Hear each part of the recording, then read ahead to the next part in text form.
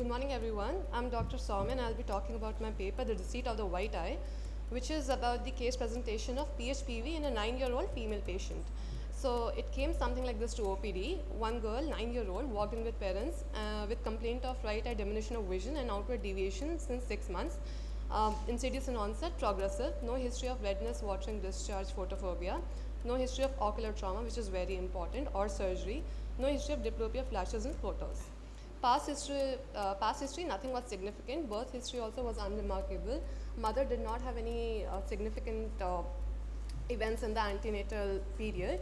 Even it was full-term normal vaginal delivery, and there was no history of NICU admissions for the baby. Developmental history and immunization history both were unremarkable and appropriate for the age. So based on the history, the differential diagnosis we could think of were traumatic cataract, which is very common, especially in kids, and unilateral leukocoria. Complicated cataract, retinoblastoma, not so much common in this age, but still a possibility. Persistent hyperplastic primary vitreous, Coats disease, and ocular toxoplasmosis. So general physical examination, patient was conscious, cooperative, moderate built, well nourished. Systemic examination was unremarkable. There were no murmurs, no adventitious respiratory sounds, no focal neurological deficits, and no organomegaly. Coming to ocular examination proper, I'll just come to the normal findings. So in ocular posture, we noted that right eye, there was 30 degree of exotropia. Right eye vision was counting finger at 1 meter, which there was no further improvement. Left eye was unremarkable. Vision was 6/9 parts and color vision was normal. In right eye, again the lens was cataractous with zonules and elongated ciliary processes.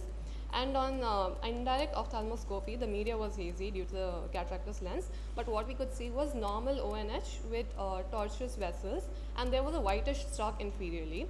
Left eye, again, fundus was normal. So these are the findings preoperative. Right eye, there's anterior segment. I've pointed out the zonules, which are those whitish strands, and the elongated ciliary processes inferiorly. And on the IDEO, as I said, media was hazy, but you can vaguely make out that inferiorly there's a whitish stalk. So because she had exotropia, we did BSV tests, both of Bagolini and Word's 4-dot test. They both were indicative of right eye suppression.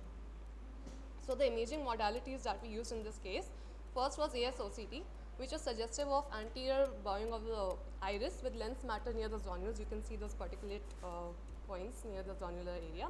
In UBM, again, there were elongated ciliary processes and zonules. The B scan, so there was a stalk arising from the retina. However, it was not extending entirely anteriorly, and it was a few low to moderate reflective dot-like echos. So based on the above history and the findings, the patient was diagnosed with combined anterior and posterior PHPV and was advised to undergo cataract extraction with IOL implantation after obtaining due pediatric fitness and anesthetic fitness. The treatment was done under GA. So as you can see, it's like a partial cataract.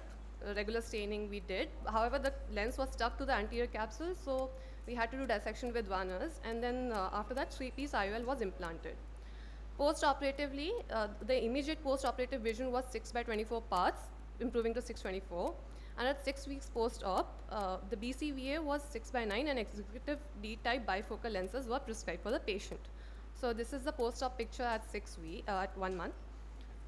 So PHPV is one of the most differential diagnoses of retinoblastoma. So these two are very different entities, and prompt diagnosis should be made, because if we discover it early intervention can be made and significant amblyopia can be prevented. Also, this was relatively milder, but in other sort of PHPVs, there can be glaucoma, there can be secondary glaucoma, so if early intervention is done, that can also be prevented.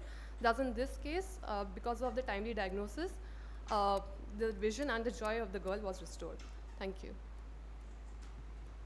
So did you examine the fundus post-operatively? You haven't shown any fundus photo or your fundus findings, which is very significant. Post-operatively, ma'am, again, the media was hazy, but the findings were similar. No, why would the media be hazy? You can see a nice opening in the capsule, so I'm sure you could. CEO was there, so it was a bit difficult to capture. Did you do you'd already done a PCC, right? Yes, yeah, so then why would there be opacification? And we can see that opening in the capsule. Did you even attempt to see the fundus or no?